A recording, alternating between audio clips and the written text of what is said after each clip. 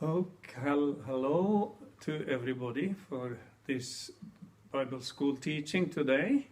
Tervehdys kaikille tästä Raamatun opetushetkestä tänään. We have been speaking about knowing God as our own personal Father in all these messages. Kaikissa näissä viesteissä olemme puhuneet siitä, miten Jumala voi olla meidän henkilökohtainen isämme.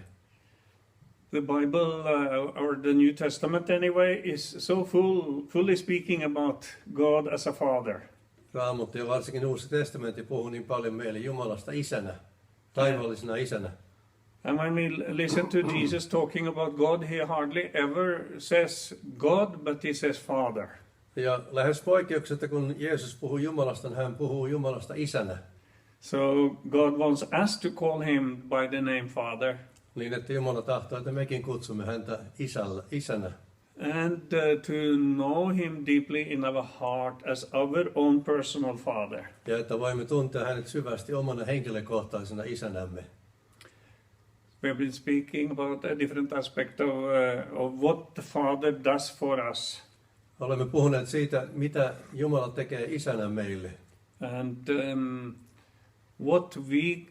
how we relate and discover that our needs get met by knowing him. Ja kuinka me voimme olla suhteessa häneen niin, että hän voi täyttää meidän tarpeitamme. Because God has created us with needs. Koska Jumala on luonut meihin tarpeita.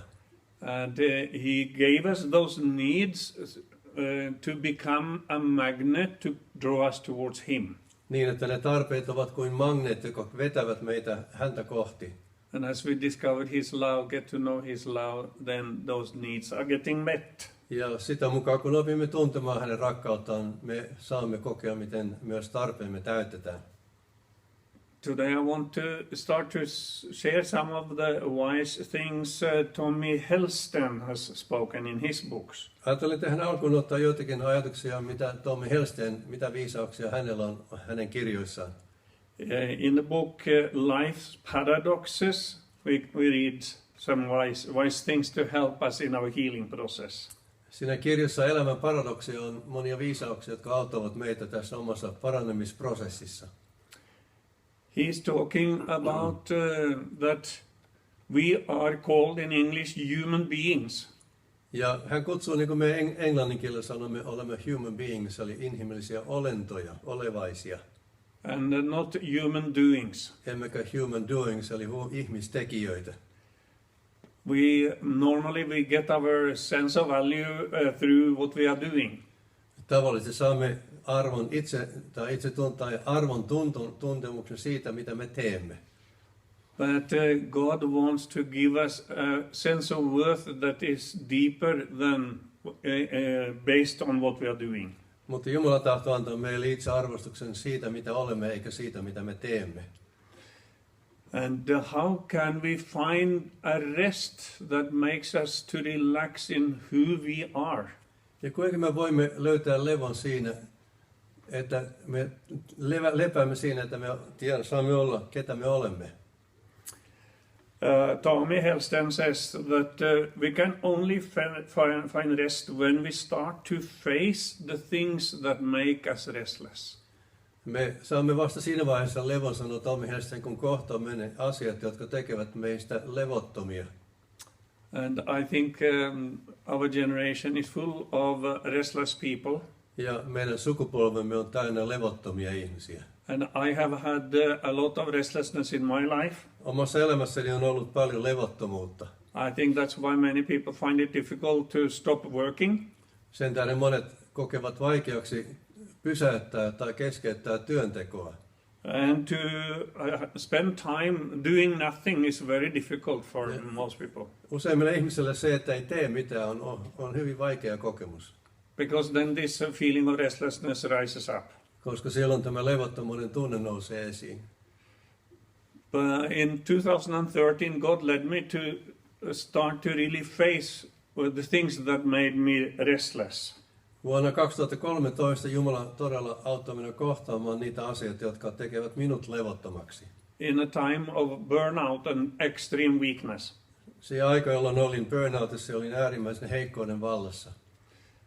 And first, when you become very weak or sick inwardly, you fight against it. I fight against it very hard in the Ja beginning. silloin kun ihminen tuntee suurta heikkoutta, niin alkaa sisäisesti taistella sitä vastaan. Ainakin minä taistelin tätä heikkoutta vastaan.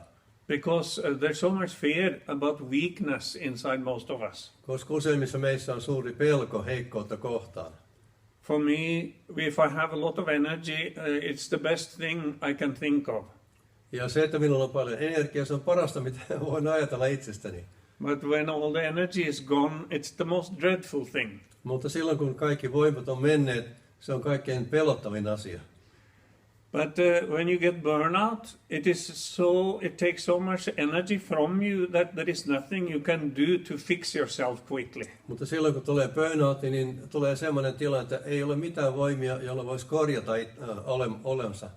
You can't run away from the weakness. Ei pysty juoksemaan pakoon heikkoudelta. That's very frightening in the beginning. Se säikäyttää aluksi. But slowly I could start to see that this is a call from God. Mutta vähitellen alan tajuta, että tämä onkin Jumalan kutsu minulle. Calling me to accept my weakness. Jumala kutsuu minut hyväksymään heikkouteni. Not to be afraid of my weakness. Eikä minun tarvitse pelätä heikkoutta. And to slow down and to start to ask why this huge fear of weakness. Saan hidastaa ja alkaa kysyä, että mistä johtuu tämä suuri pelko heikkoutta kohtaan. That's a question I think everybody who goes through a big crisis in life, they start to ask why have I got this big fear of being weak. Luulenpa, että jokainen, joka joutuu tällaisen kriisin, joutuu kysymään, että miksi minä olen näin heikossa kunnossa. It's not something that we can get out of quickly in such a situation with burnout. Sellaista tilanteesta niin kuin burnoutista ei pääse nopeasti ulos. But I started to ask myself this question. Mutta aloin esittää itselleni tällaisia kysymyksiä. What do I feel inside when I'm very weak? Miltä minusta mahtaa tuntua sisäisesti, kun olen heikko?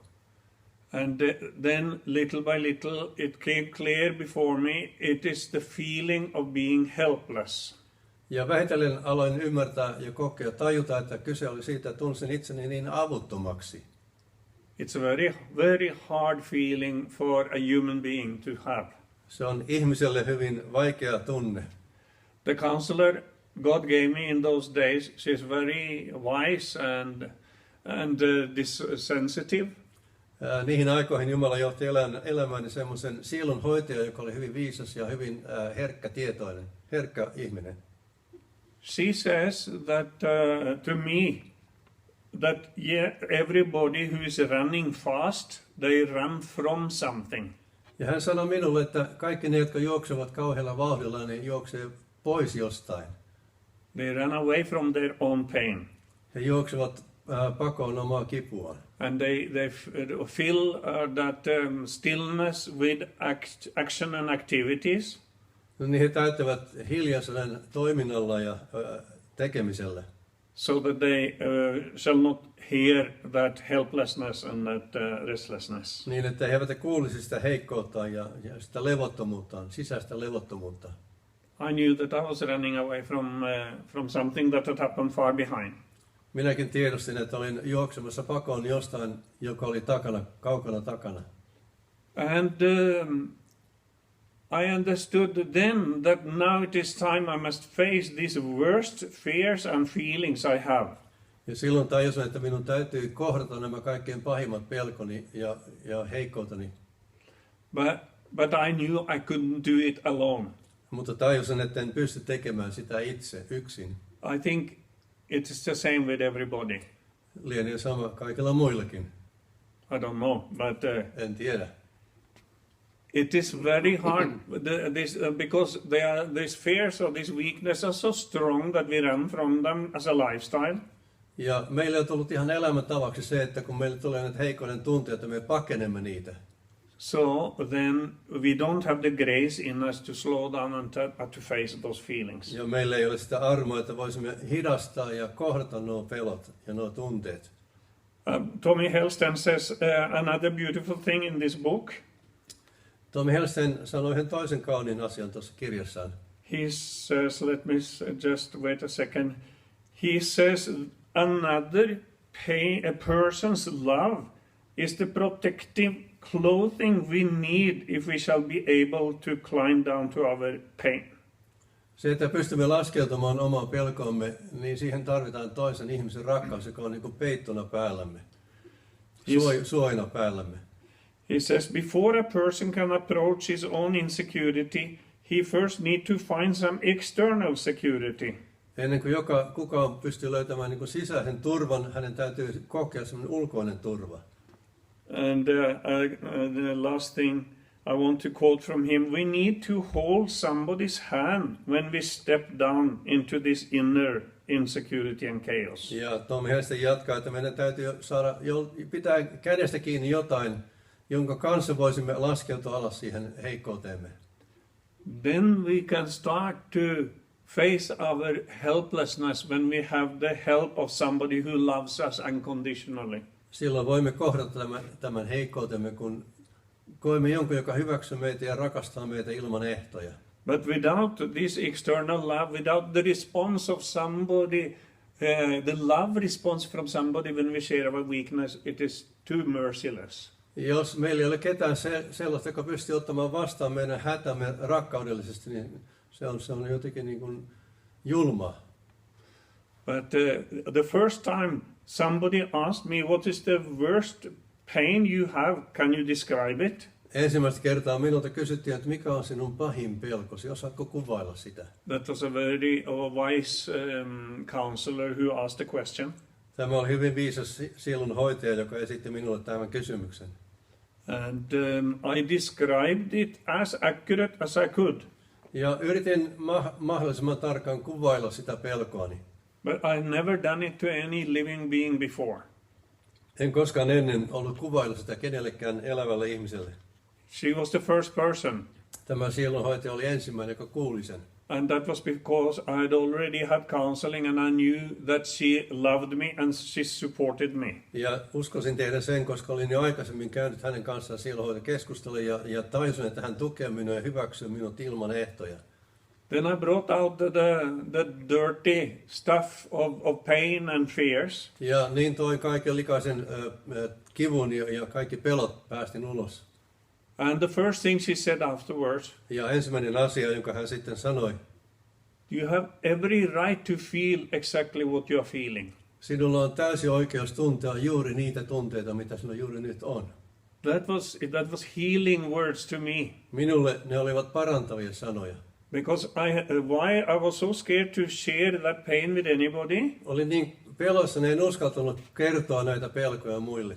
It's because I was scared that they're going to reject me or put me down because of it. Koska pelkäsin, että he hylkäävät minut ja lyttävät minut lyttyyn siitä pelosta, josta minä kerron. But she spoke on my side. Mutta tämä sielunhoitaja tulikin minun puolelleni. She defended me. Hän puolusti minua. And she said that this is natural. This is just a right that you have this feeling because of your background. Ja hän sanoi, että tämä on täysin normaalia, täysin ymmärrettävää, kun ajatellen sinun taustasi. That was so good to hear. Se oli niin hyvä saada kuulla nämä sanat. To share your worst fear and to be loved and accepted, that is something very special. Jos saa kertoa kaikkein pahimman pelkonsa ja kokea, että on rakastettu ja hyväksytty, niin se on valtavan suuri apu. From that opened a new door in my life. Se avasi minulle elämässäni uuden oven. That I could start to accept my own weakness because this woman had accepted my weakness. Aloin voida niin hyväksyä omia heikkouksiani, koska tämä sielunhoitaja oli hyväksynyt minut ja minun heikkouteni. Many of us, we have these kind of fears. Monella meistä on tällaisia pelkoja. That we never want people to know the truth about us. Emme koskaan uskalla antaa koko totuutta kertoa itsestämme muille. Because we expect to be belittled, put down, rejected. Koska pelkäämme, että meitä väheksytään, meitä painetaan alas, meidät hylätään. But when we can meet acceptance on that point, mutta jos voimme kokea hyväksyntää tässä kohdassa, then that acceptance start to come inside us. silloin tämä hyväksyntä tulee vähitellen tänne sisällekin. Oh yeah, now it is safe to be weak. On ihan turvallista olla heikko, Because this woman wants to help me and respect me in my weakness. koska tämä nainen tahtoo auttaa minua minun heikkoudessani. I recommend every person who listen to ask God for a person like that in your life. Ja suosittelen jokaiselle, joka tätä kuuntelee, että pyydä Jumalalta itsellesi tällaista ihmistä. So that you can feel at ease to tell the worst or the biggest problem you have, or weakness you have. Jolle sinun on helppo kertoa suurimpia ongelmiasi tai suurimpia pelkojasi. From then onwards, I could start to talk about this problem with security and with confidence. Ja tämän kokemuksen jälkeen pystyin puhumaan näistä heikkouksistani hyvin vakuuttavasti ja turvallisesti. And that became like a springboard to lead me to seek to know God as a father. Siitä tuli niin kuin pomppulauta, josta pääsin lähestymään Jumalaa isänä. And then he started to meet that need in my life. Ja hän alkoi täyttää tätä tarvetta elämässäni. You know, I've been thinking a lot about this the last few years. Viime vuosina olen paljon ajatellut näitä asioita. Why are everybody so afraid of their own weakness? Miksi kaikki olemme niin pelkäämme heikkouksiamme? Why do we always have a competition who is the strongest? Miksi me aina kilpailemme siitä, kuka on vahvin? We always want to be strongest. Me haluaisimme aina olla kaikkein vahvin. We want to be fastest. Haluamme olla nopein. And we want to be able to do more than anybody else. Ja haluamme tehdä enemmän kuin kukaan muu. But that desire to be strong and mighty, it is a very natural inside every one of us. Meissä kaikissa on tämä tarve ja halu olla vahva ja voimakas. And to train to become strong, it comes quite easy for many people. Ja monilla ihmisillä on helppo se, että me treenaamme, jotta meistä tulisi vahvoja. But to be weak is a much greater challenge than to be strong.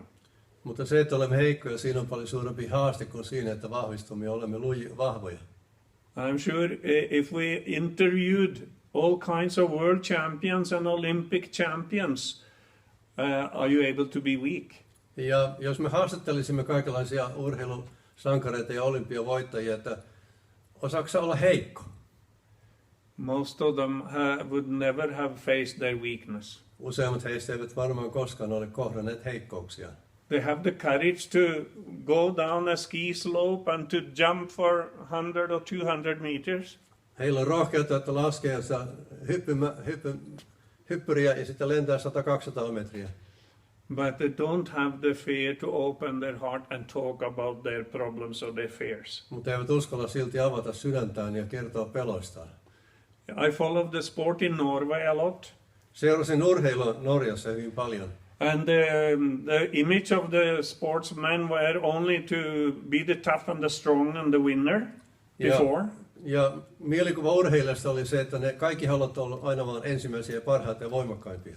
But now the last few years they are starting to be more open about the real life condition. Mutta viime vuosina he ovat alkaneet avautua enemmän sitä omasta elämän todellisuudesta. And they start to talk. Yesterday I read one article in the Norwegian newspaper. Eilen luin erästä norjalaisesta lehdestä artikkelin erästä urheilijasta. One young lady, she was driven to become like a bodybuilder, so strong and muscular. Ja tämä nainen teki kaikkensa, että hänestä tuli semmoinen oikein vahva bodybuilder, bodybuilder. Mitä sun suomeksi? Kehonrakentaja, kiitos Timo. But she wore herself totally out. Mutta hän kulutti itsensä ihan täysin kokonaan. Because she had so big emotional problems. Koska hänellä oli niin valtavia tunne-elämän ongelmia. So this training was an escape from her emotional problems. Niin tämä kehonrakennus oli hänelle pakokeino näistä tunne-elämän ongelmista. And after she totally broke down, then she was kind of got a push to start to look at her mental and emotional problems. Ja kun hän oikein niin kuin murtui, niin hän pääsi sitten lähteä liikkeelle niin kuin kohdata myös niitä tunne-elämän ongelmia. And it's after that her life has started to come into security and rest. Ja vain sen kautta hänen elämänsä tuli turvallisuutta ja lepoa. This is where God as a father comes into the picture. Tässä Jumala tulee isänä meidän elämäämme. He knows so well that we are weak. Hän tietää tosi tarkkaan, että me olemme heikkoja. We are so scared to open our mouth and to tell about our weakness. Meitä niin pelottaa se, että uskaltaisimme avata suumme ja kertoa, kuinka heikkoja olemme. But he is not scared to hear it. Mutta häntä ei pelota kuulla sitä. He's not surprised to hear it. Ei hän siitä hämmästy. And he's not burdened to hear it. Eikä häntä yhtään taakoita se. Because he loves to be the one that can carry us through our helplessness. Koska juuri hän on se, joka rakastaa sitä, että hän saa kantaa meitä näissä vaikeuksissa. I have told it many times before, but I'll just quickly tell about one dream I had in 2013. Olen kertonut tämän asian monta kertaa aikaisemminkin, mutta nyt kerron vielä kerran tämän unen, joka näin vuonna 2013. In the dream I was cycling from the city of Trondheim in Norway down to near Oslo. Ja siinä unessa olin polkupyörällä tulossa Trondheimista Pohjois-Norjasta sitten kohti Osloa. And it is a long journey, 350 kilometers. Se on 350 kilometriä pitkä matka. It wasn't I wasn't on a race. Mulla ei ollut mikään emme ollut missään kilpailussa. I was on a holiday, enjoyable trip. Se oli semmoinen nautinnollinen lomamatka. But when I had cycled half the journey, kun olin pyöräillyt puolen välin, then I started to feel a weakness, tiredness. Aloin tuntea heikkoutta ja väsymystä. And then the question started to come, have I planned this journey too optimistic? Ja tuli mieleen sellainen kysymys, että onkohan mä miettinyt tai suunnitellut tämän matkan liian optimistisesti. Then I decided to take a break and to think very honestly about whether I had or not. No sitten pysähdyin ja rupesin miettimään, että onkohan nyt oikeasti tehnyt mitään järkeviä päätöksiä, kun tämmöisen matkaan on lähtenyt. So when I stopped and I was willing to know the truth about myself. Kun siis pysähdyin ja halusin tietää totuuden itsestäni. I knew the answer was yes, I have planned too optimistic. Ja tajusin siinä tietenkin, että mä olin tehnyt ihan optimistisen arvion tästä matkasta. I am more tired, more weak than I have been accepting. Olin paljon väsyneempi kuin olin hyväksynyt. So then I started to think, what shall I do for the rest of the journey because I'm too tired to cycle. Ja rupesin miettimään, että mitä minä nyt teen, kun vielä on niin paljon matkaa jäljellä, mä en jaksa enää polkea pyörää. So it was like my heart was searching to the Lord for an easier way to travel. Ja sydämeni ikään kuin huusi Jumalan puoleen, että mikä olisi helpompi tapa matkustaa. Ritva was also suddenly appearing on that place where I stopped to think about my strength. Ja siinä missä mä itiskelin näitä jäljellä olevia voimavaroja, Ritva ilmestyi siihen kuvaan. And then suddenly Ritva's other brother Niilo Nari, he came driving in his car there in this Norwegian landscape. Ja yhtäkkiä siinä Niilo Nari, Ritvan toi veli, niin tuli autolla sitä samaa tietä. And he stopped there when he saw us. Ja hän pysähtyi, kun hän näki meidät. And we hugged each other and were surprised and happy to see each other. Me halasimme toisiamme ja me oltiin iloisia, yllättyneitä, että nähtiin toisemme. And then out of my mouth came a question I had not planned to say with my mind. Ja yhtäkkiä suustani tuli semmoinen lause tai kysymys, jota en ole mielessäni suunnitellut. Could Ritva and I come in your car for the rest of the journey? Voitaisiko me tulla Ritvan kanssa sun kyydistä loppumatkan verran? And he said, yes, of course, with a big smile. Ja hän hymyili leveästi, ja totta kai. But then I checked out, I said, but are you going the same direction we want to go, near Oslo? Mutta tarkistin vielä, että ootko sä menossa samaan suuntaan, kun me ollaan menossa Oslon suuntaan. Said yes. Kyllä on. And the dream finished with both Ritva and I accepting this offer and went to sit in his car. Ja tämä uni päättyi siihen, että Ritvan kanssa me hyväksyimme tämän kutsun ja istahdimme autoon. Now when I started to ask God, what's your message to me in this dream? Ja aloin kysellä Jumalalta, että mikä on sinun viestisi tämän unen kautta. First he showed me what it means to cycle. Ensin hän näytti minulle, mitä merkitsee se, että sinä poljut pyörällä. A cycle is kind of a dead object. Itse pyörä on kuollut kohde. It doesn't carry you, Se ei kanna sinua, but you have to push yourself forward constantly. mutta sinun täytyy koko ajan polkea sitä pyörää, että pääsit eteenpäin. In the moment you stop pushing, Ja kun lakkaat polkemasta, the bike will not do you any more service. silloin se polkupyörä ei hyödytä sinua. So the bike is good for a strong person, Polkupyörä on hyvä semmoiselle, jolla on voimia, but useless for a weak person. mutta se on ihan hyödytön heikolle ihmisille. So this was a beginning of a message to me. Tässä oli tämän sanoman alku minulle. You have been cycling in your life. Olet tehnyt paljon polkupyörähommia elämässäsi. You have lived a spiritual way and a ministry way where you have put in a lot of energy all the time. Olet tehnyt sellaista hengellistä työtä, johon olet pannut kaikki voimavarasi siihen työhön. And now you have no more power. Ja nyt sun voimasi on mennyt. So what can the bike do for you now? Mitä hyötyä pyörästä sinulla nyt on? What can your strength do for you now? Mitä hyötyä sinulla on, kun sinulla ei ole voimia? It's gone. Ne on kaikki menneet.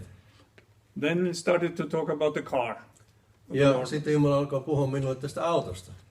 To sit in the car is exactly the opposite to a bike. Se, että sä istut auton kyydissä, se on täysin vastakohta sille, että poljut pyörällä. When you sit down in the car, you don't need to push your legs at all. Kun sä istut autossa, niin ei sun tarvitse painella jalalla mitään. You don't need to use any energy. Eikä käyttää minkäänlaista energiaa. And you don't need to put in effort. Eikä mitään yrityksiä. But you can just sit and rest. Voit vain istua ja levätä. Sit and rest.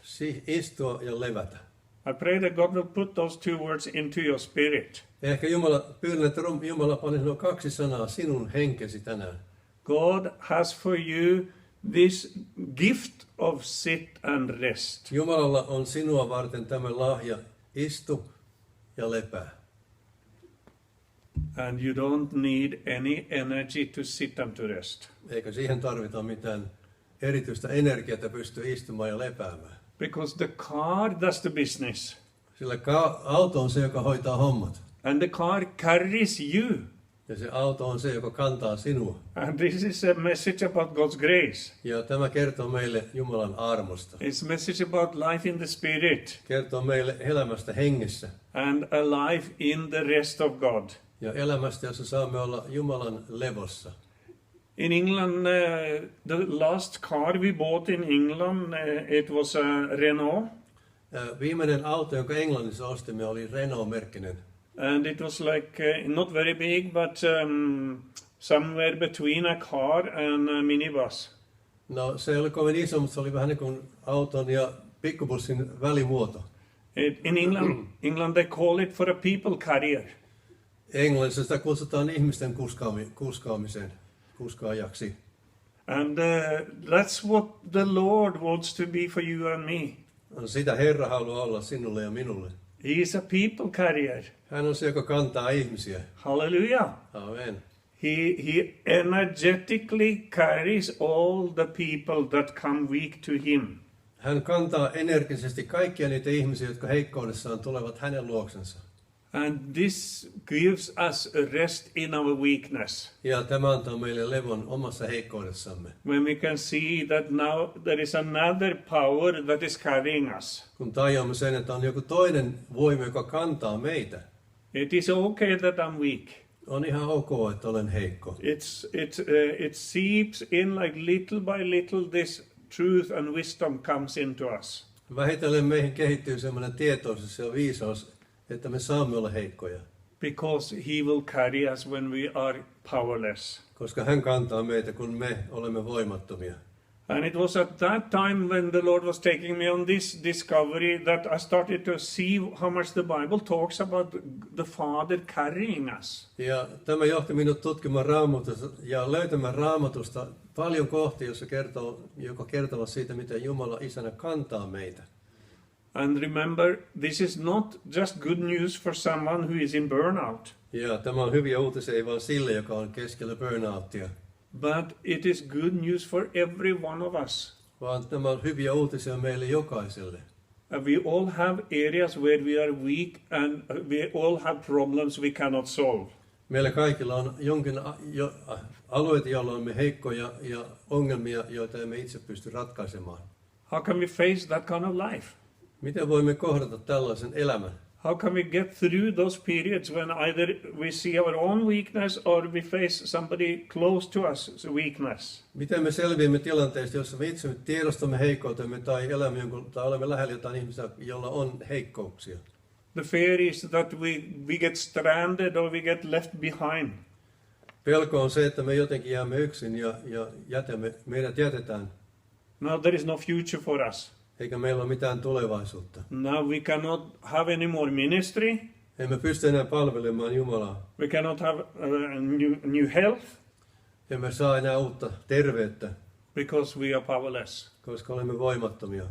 Then it is so beautiful to discover that the Father carries the helpless.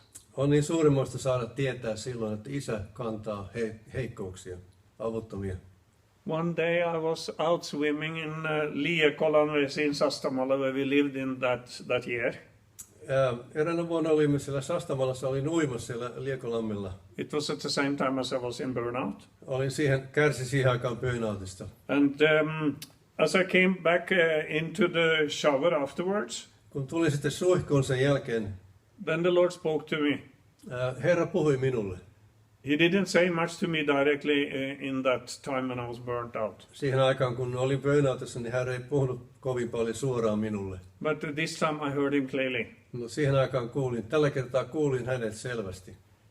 He said that when you were out in that water, you didn't carry the water, but the water carried you. Ja hän sanoi minulle, että kun sinä olit uimassa, niin et sinä sitä vettä kantanut, vaan se vesi kantoi sinua.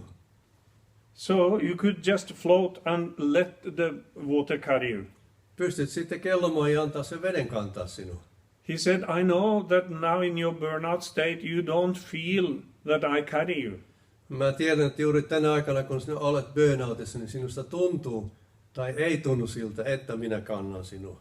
But I still carry you. Mutta silti minä kannan sinua. You must not rely on your feelings now. Sinun ei kannata luottaa nyt tunteisiisi tällä kertaa. But just accept and believe that I carry you. Vaan hyväksyä ja ottaa vastaan se, että minä kannan sinua. And together with this dream, then I started to relax more and more. Yhdessä tämän unen kanssa aloin vähitellen rentoutua enemmän ja enemmän. I used less energy. Käytin vähemmän energiaa. Because it wasn't up to me to make a progress. Koska eihän minun tehtävänä ollut edistyä.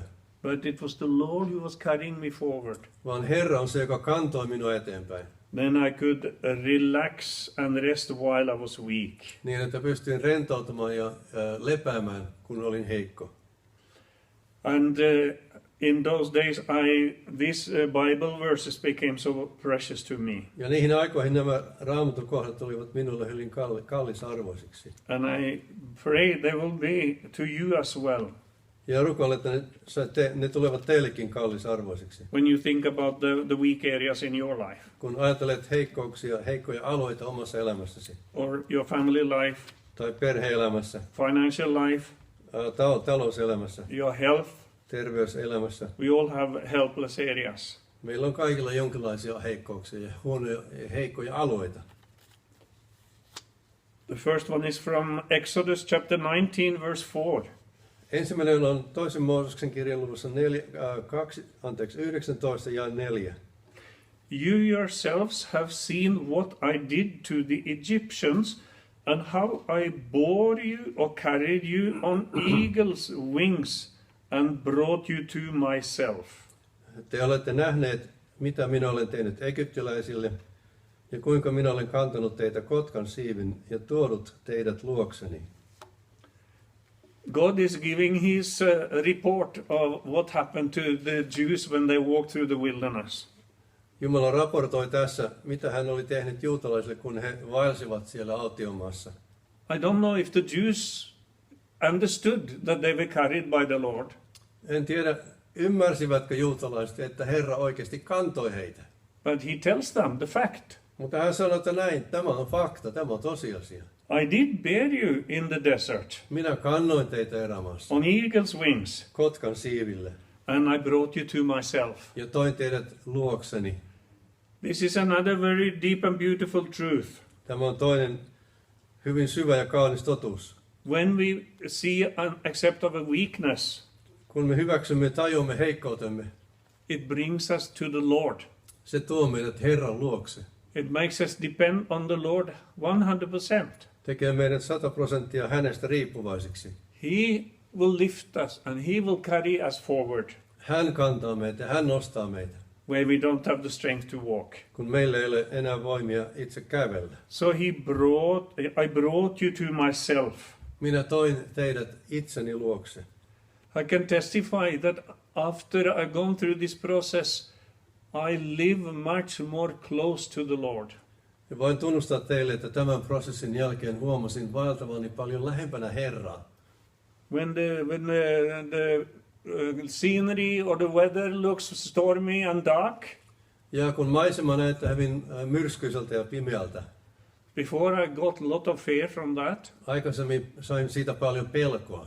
but now God has taught me to just rest in Him and rely on Him. Mutta nyt Jumala on opettanut minua, että saan levätä hänessä ja luottaa häneen. And that is God's gift to you in the weakness God has allowed you to have. Ja tämä on Jumalan lahja sinulle siinä heikkoudessa, jonka Jumala on sallinut sinulle. Your weakness becomes a magnet to depend on the Lord and come close to the Lord. Sinun heikkoudesta se tulee magneetti, joka vetää sinua lähemmäs Herraa. Deuteronomy 1:31 says, 5 Mooses 1:31 sanoo, in the wilderness where you saw how the Lord your God carried you, just as a man carries his son, in all the way which you have walked until you came to this place. te olette myös nähneet autiomaassa, kuinka Herra, teidän Jumalanne, on kantanut teitä niin kuin mies poikansa koko sen matkan, jonka te olette kulkeneet, kunnes tulitte tähän paikkaan. How many people are in the wilderness in this corona crisis? Kuinka paljon ihmisiä onkaan tässä koronakriisissä, We suffer in body, suffer in mind and in emotion. jotka kärsivät ruumissa, mielessä ja tunne-elämässä. And we suffer socially, we cannot see each other much. Kärsimme sosiaalisesti, emmekä saa nähdä toisemme paljon. It's a real wilderness. Se on todellinen autiomaa. But God says that how the Lord your God carried you in that wilderness. Herra kertoo, kuinka Herra teidän Jumalanne kantoi teitä autiomaassa. May Lord give you this revelation and gift of faith. Jumala antakoon teille kaikille tämmöisen ilmestyksen ja oikein uskon lahjan. I am carried as a man carry his son, I'm carried by my heavenly Father. Minun taivaallinen isäni kantaa minua niin kuin isä kantaa lastansa. Not only when I feel good, Ei vaan silloin, kun musta tuntuu hyvältä, but in all the way which I have walked until I've come to this place on this Thursday. koko sen elämän, koko sen tien, jonka olen kulkenut koko elämän aikana tähän paikkaan, täällä näin. He's Tänä carried us torstaina. all the time. Hän on kantanut meitä koko ajan. 12 months 12 kuukautta, and 31 days a month, 31 päivää kuukaudessa, 7 days a week, 7 päivää viikossa, and 24 hours a day. 24 tuntia päivässä. As a man carries his son, I have carried you. Niin kuin isä kantaa poikansa, niin minä olen kantanut teitä. It's a fact. Se on tosi asia. It's a truth. Se on totuus. And when we see that truth, Ja kun me näemme tämän totuuden, we can start to relax. pystymme rentoutumaan. I know what it means to have anxiety, Tiedän, mitä merkitsee, kun ihminen on ahdistunut. because that was the worst feeling I faced in those 3 years. Koska se oli pahin pelko, mitä minulla oli niiden 3 vuoden aikana. And when you have anxiety, you feel that you are tense in your whole being. Kun olet ahdistunut, niin huomaat, että sä olet niin kuin kireä, koko kehon kireä. Tense in your muscles, Vatsalihakset on kireitä, in your brain, aivot on kireät and your mind goes non-stop. ja ajatukset pyörii ympäri kaiken aikaa. There was only a few times I could rest in that time. Siihen aikaan pystyi vain ajoittain lepäämään. And usually it happened when I was sleeping on the night time. Ja se tapahtui silloin, kun nukuin yöllä. My sleep were not the most wonderful sleep in those days. Niihin aikoihin uneni ei ollut kovin syvää. But sometimes I experience in the middle of the night Mutta joskus koin keskellä yötä, that the presence of the Lord came to my spirit. että Jumalan läsnäolo tuli minun henkeeni. And His love started to cover me. Ja hänen rakkautensa alkoi peittää minua. And then all the fears flew away. Ja pelot pakenivat. And I could relax. Ja pystyin rentoutumaan. And really rest in the bed. Ja todella levätä sängyssäni. Then a beautiful deep sleep came after that. Ja sen jälkeen sain syvän kauniin unen. And this happened quite often in the days when I had anxiety. Ja se tapahtui aika usein niin aikoina, kun minulla oli ahdistusta. The presence of the Lord was the only thing that made me totally feel restful and relaxed. Herran läsnäolo oli ainoa, joka sai minut rentoutumaan ja lepäämään. He is the same for you. Hän on sama myös sinulle.